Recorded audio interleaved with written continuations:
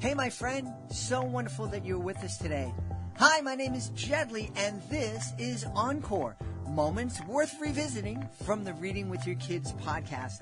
It's been my honor to be the host of the Reading with Your Kids podcast since 2017.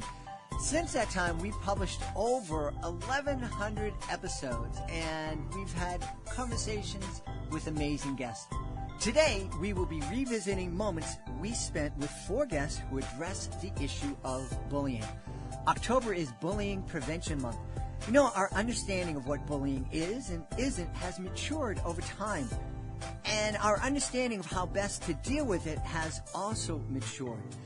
To help us better understand this issue, we'll be revisiting our time with 4 really powerful authors. Jessica Speer will be here in a bit. She is the author of BFF or NRF. Victoria Gracie will be here to celebrate her book, Kalyn Finds Her Power. And Peggy Sapp, who is the founder of Red Ribbon Week, will be here also. But first, we're going to be speaking with Eleni Theodoro. Eleni Theodoro is the author of Noko the Knight, and she is passionate about helping schools build cultures of compassion. Here's Eleni Theodoro. One of the first things I want to just note is that for your final project in a psychology course, you were required to write a story that you could then use and read with one of your clients that would help launch some conversation. Some beneficial conversation. That's one of the things that we talk about here on the show, about the fact that reading books with our kids, one of the most beautiful results of reading with our kids is that it's a great way to launch conversations that can last a lifetime. Can you talk a little bit more about that? Well, absolutely. So with the porcupine in the story, Noko, he hears that he's about to become a big brother, and that is relatable to most of the students that I'm presenting to, or most of the readers. Upon hearing this big news, he rushes off into the bushveld, into the forest, and one of his friends, Encore the African rock python, happens to be slithering by and overhears what Noko was mumbling and grumbling about. Noko is then startled and then shoots out his quills, and which then pierce the scaly skin of the snake. The long and the short of it is, Noko then has to face the consequences of his actions in a loving way, of course, with his friends, and then also the story touches on themes such as forgiveness, such as Noko being a knight. Why was he a knight? He actually came back to school and opened his heart up to his friends. As he apologized, he explained exactly what happened. He did not do it again to one of his friends. There's several layers within the story showing how we can choose to be a hero in life, choose to be a knight instead of a hater, a hero instead of a hater. And I wanted this book, or at least the series, to open such conversations within families, where parents can also instill their family values by speaking to their kids about how to handle prickly situations such as bullying and teasing, and the difference really between someone who's having a bad day and snapping at another and a true bully, because that I feel is very important to distinguish. Boy, oh boy, are you ever correct. Eleni and I were talking earlier. If anybody who's been listening to the podcast for a while knows that I've been presenting educational magic shows, and for the past 15, 20 years, most of those shows have dealt with the topic of bullying. And our understanding of bullying and the best way to approach it has really matured over the years. I remember when New Jersey and Maine were some of the first states in the U.S. to require schools to create programs that address the issue of bullying. For a lot of schools, it was, bring this magic guy in for 45 minutes and say to the kids, don't be a bully, and that's it. And every time that there was a confrontation, or every time that one student wasn't getting along with another, there was a bullying label placed on it, and it wasn't very helpful. And it is important to understand the differences between, as you say, someone who's having a bad day and snapping, and someone who is being a true bully. Can you talk a little bit more about your understanding of what bullying is so that we can kind of help our kids understand what it is? Well, absolutely. So bullying is when there's an imbalance of power, whether it's perceived or actually felt. And it's important for us to understand, to unveil the bully's heart, and that's what I do in my programs. I have students understand why bullies may choose to bully and why it's important to report that, because then the bully and the victim can get the help that they need. Bullying is not just a once-off thing. In the story, Noko shoots out his quills one time, hurts the snake, and then apologizes. With a bully, it's relentless. They target, they're after their targeted person over and over again. They'll hurt that person intentionally, and whether it be verbally, whether it be by spreading rumors, whether it be physically, whether it be cyberbullying. And that's why it's so important for children to understand that a person that's having a bad day might snap and, you could repair that relationship.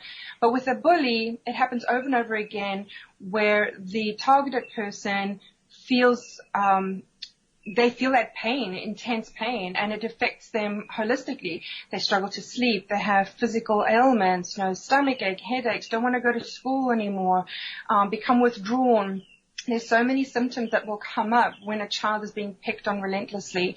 And that's why it's important for parents to have open communication with their children and to really be present and to observe their children. If they see something's off, to then have that conversation with them and truly understand what that child is feeling and thinking.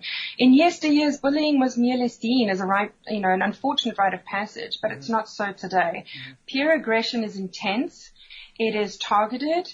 And it's 24/7 now that we have technology in our hands. You can barely escape a bully these days if they're online. A study that was conducted amongst 163,000 young students across 35 countries, including the U.S., concluded that those who bully and those who are victims of bully end up generating lifelong costs because they end up in mental health services, social services, special education, and unfortunately juvenile justice as well. So it is critical, it is imperative that we nip it in the bud as best we can with our young students and have that message consistently shared with them as they grow through the school system. Bullies, the label bully is so heavily weighted. I have students understand that you can't just label someone a bully because that just causes so much more damage. Let's try and understand what they're going through. Maybe there's something very scary happening at home. Maybe they're being bullied themselves. Maybe they've lost a loved one. Maybe there's something scary happening in the community. So I give them a variety of possibilities or scenarios as to why a bully may choose to lash out and hurt others. And the fact that they're making poor choices. It doesn't necessarily mean that they're a bad person. You can listen to our complete conversation with Eleni Theodoro. It was published on May 8th, 2020, and it was called Culture of Compassion. Jessica Speer is going to join us right now. She is the author of BFF or NRF. I found out that NRF stood for Not Really Friend. We first spoke with Jessica on July 9th, 2021. The episode is called BFF or NRF. Jessica's book, it covers the differences between girls' and boys' conflict management, as well as how to adjust to going back to school. And the moment that we're about to revisit with you right now, Jessica talks about the adjustment that all kids are going to have to go through as they return to school, and how to encourage your kids to be open to change without being scared. Here's Jessica Speer. So we're at an interesting point right now. This has never happened before in the history of mankind. We've been locked down for a year. Our kids have been locked apart from each other for a year. They've only been seeing each other for the most part on screens. Those friendships change, but they kind of change. There's a natural way that they kind of change because you're together and you're together on Monday, and then Tuesday not as much, and then Wednesday and you kind of grow apart slowly. This is like, wow, we were best friends in March of 2020, and then I didn't see you for a year, and you've changed. And how can we best support our kids as they go back into this, what could be a really frightening social place for them, some of them miss their friends, but I'm imagining a lot too were like really comfortable, like, oh, I don't have to deal with all that drama in my life. I can just shut down the screen, but now I'm going to get thrown, and we are just throwing them right back into it. Yes, that is such a great point. And you chose the word fear, and I think there's a lot of that. Imagine after not being in the lunchroom for, well over a year, and all of a sudden having to enter the lunchroom, and, what is that going to look like? And my sense is it's going to look really different. So as caregivers, as teachers, as parents, I think just starting to talk to our kids now about being really open to change. In a normal year, there's tons of change, but like you said, it happens. We can kind of feel ourselves through that change. This is going to be a real abrupt change. So, just helping kids stay open to newness, stay open to new friends, stay open to changed groups, because, when I look at I have 2 daughters, and they've had 2 birthdays in the pandemic, and that is a significant portion of their lifespan. Mm-hmm. So, they themselves are different people. So they're going to connect with different people in different ways. They both come up with new interests and hobbies over this. So, for all of us, continuing our adaptability, bringing that back into schools, being really open, and just embracing those big emotions. It is going to be kind of scary, and that's okay. Okay. Yeah. So when we are scared, what do we do? What do we do when we walk into that lunchroom? Take some deep breaths, stand up tall if you can, maybe make eye contact with one friend you think you might be able to sit with. So even talking through those conversations so that kids have a little plan in their head, so they're feeling ready. Good point.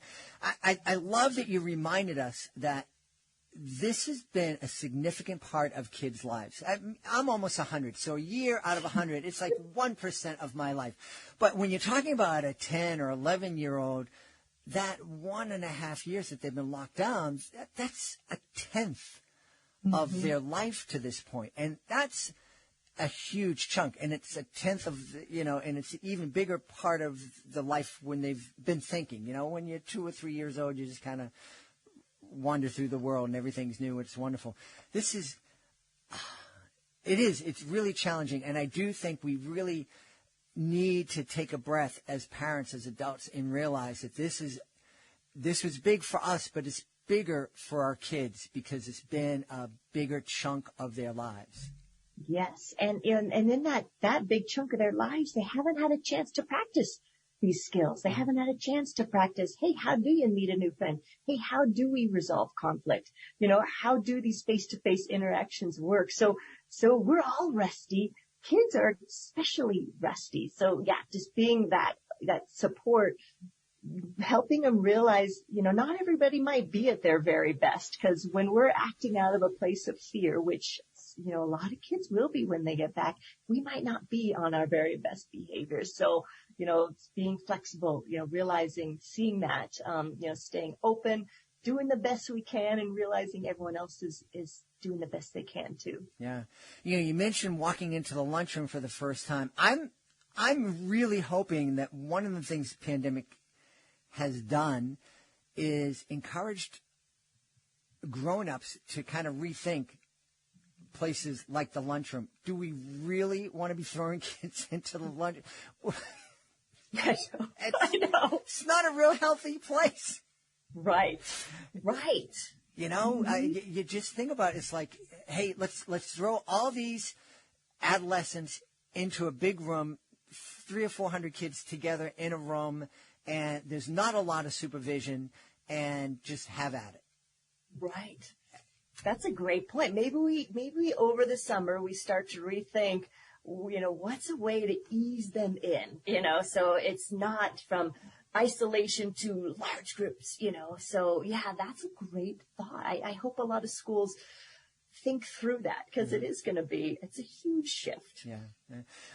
One of the things we touched on earlier on, and again, it's a stereotype. Not every girl acts like this, and there are certainly boys who fall into this category. But we talked about with girls when there's an affront, when there's a, we make a girl upset. A lot of them, it just simmers. It doesn't come out right away, and it just simmers. Do we need to worry that something that was said kind of offhandedly in April of 2020 over Zoom that hurt someone's feelings is going to come back in the fall when our kids are going back to school? Do we need to prepare our kids for that possibility? That's a great thought. I don't think kids tend to hang on for that length of time. But what I do see happening is, because kids don't exactly know where they stand in their friendships, they'll show up and maybe start making assumptions right away based on what happens in these first few days of school. If they used to be friends with so-and-so and all of a sudden this person is sitting with somebody else, I feel like there might be some immediate reactions to what happens in these first few days, which will be, who knows what's going to happen in those first few days, so I think, I think the best way we can guide kids is just encourage them to just really stay open, just all we can really do is be the best friend that we can be. That's all we can control. You can find a link to our full conversation with Jessica and all of our guests today on our blog. You can find our blog at readingwithyourkids.com. Right now, Victoria Gracie will be joining us. Victoria Gracie is the author of Kalyn Finds the Power. Victoria is a member of the Gracie family, and that name is famous and revered throughout the world of martial arts and MMA. A lot of people think that the best way to protect your kid from bullies is to put them into martial arts. Victoria agrees, but not for the reasons you may think.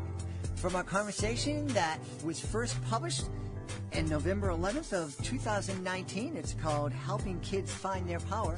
Here's Victoria Gracie. I really like this because I have a great respect for martial artists, and I studied a little bit. I studied enough to understand that it's not about being the biggest, strongest guy and beating people up. It's about discipline, and it's about the way you carry yourself and the way you look at situations.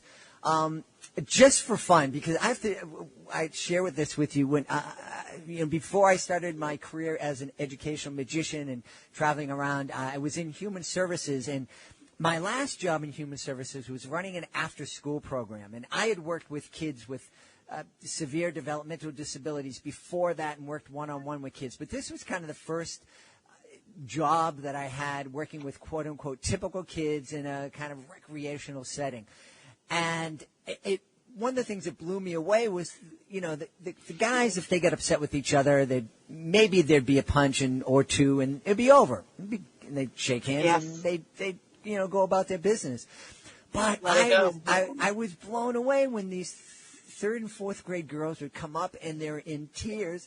So-and-so won't play with me, and she's telling all the other girls not to play with me. And I had no idea how to deal with that.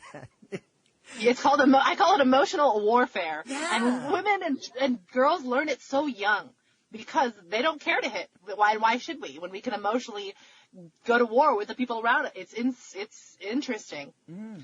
We'll talk a little bit about, because I know my daughter, and I was a little bit better dealing with it when my daughter when I had my daughter and she got to be third or fourth grade. And she was actually strong enough when it happened to her. Her response was to turn around to the girls and goes, I don't need anybody to be my best friend. I want to be friends with everyone. And if you can't deal with that, forget you. But how would you, as a master of this emotional jiu-jitsu, what would you suggest to a parent whose kid just came home with that same kind of scenario? Well, first, let me just address how well you must have raised your daughter to come back with such a strong statement like, I don't need any of you guys to be my best friend.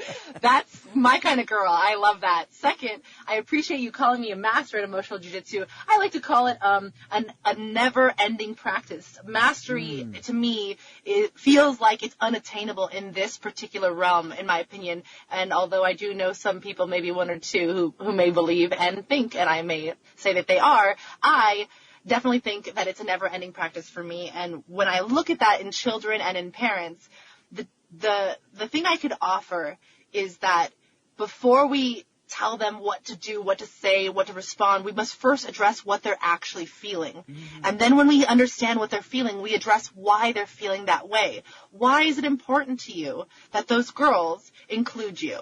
And when we understand that they're looking for external validity, they're looking for community, they're looking for a way to exist and find their peers. And then we start to give them options from there. Are these peers really something you want to be around when they treat people this way? We offer them the fact that while this is the community that they have chosen to date, it doesn't have to be the community that they cultivate forever. And I think that is a lot for many girls from elementary through even high school, is what I'll call like the fish tank or fish bowl idea that, well, this is the only tank I have to make the best of it. So then when it doesn't work out, you really hate your existence because you think that this is your tank. Mm-hmm. And giving children and parents and families a way and an ability to expand their life outside of just those four friends and understand, like, A, we can make new friends. B, we can also expect more from the friends at which we're having, which means we're willing to go to them and have that difficult conversation that says, I really don't like that you're leaving me out for these reasons. And then ask them why, sit with them, and be willing to hear the hard things that they might say. And so many of us as humans and as the children that we raise, we don't really have opportunities to have these difficult conversations and walk them through being in discomfort with that, mm-hmm. and being willing to hear them say, well, because you never share or because you act really bossy. Mm-hmm. And then they can't self-reflect and they can't overcome and actually forgive. So the first answer was, of course, to create a whole new community, which is an answer. Mm-hmm. But before that, I would really, really ask parents to sit in difficult discomfort with other parents and their children and be willing to watch their kids say some really hard things like, I don't like how you boss me around. I don't like the way that you do X, Y, or Z. But we're so protective of our children and their feelings and like, well, they can't get hurt. They can't hear those hard things. You know what? Maybe your kid needs to hear that thing to know that, hey, I don't care about that. I don't want to be friends with someone that's not cool with that. Done. Yeah. And let them really make those choices. For decades, schools and communities throughout the United States and other countries have celebrated Red Ribbon Week the last week of October. I've had the honor of helping hundreds and hundreds of schools celebrate this very, very special week where we not only encourage kids to say no to drugs, but to make healthy choices in their lives.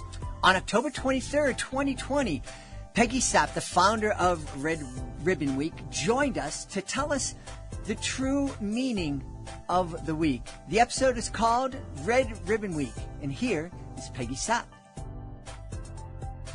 Well, there is a fabulous article in today's Miami Herald, and in fact, I'm going to take it and I'm going to dissect it because it so well explains the drug problem. And remember, Miami is the home of the cocaine mm-hmm. cowboys.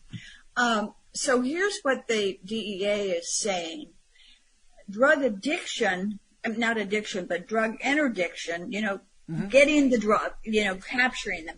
They're not getting as much during this pandemic because the businesses are having trouble getting them across. The airports aren't open. The cruise ships aren't open. So, supply is not getting here as much as it's needed.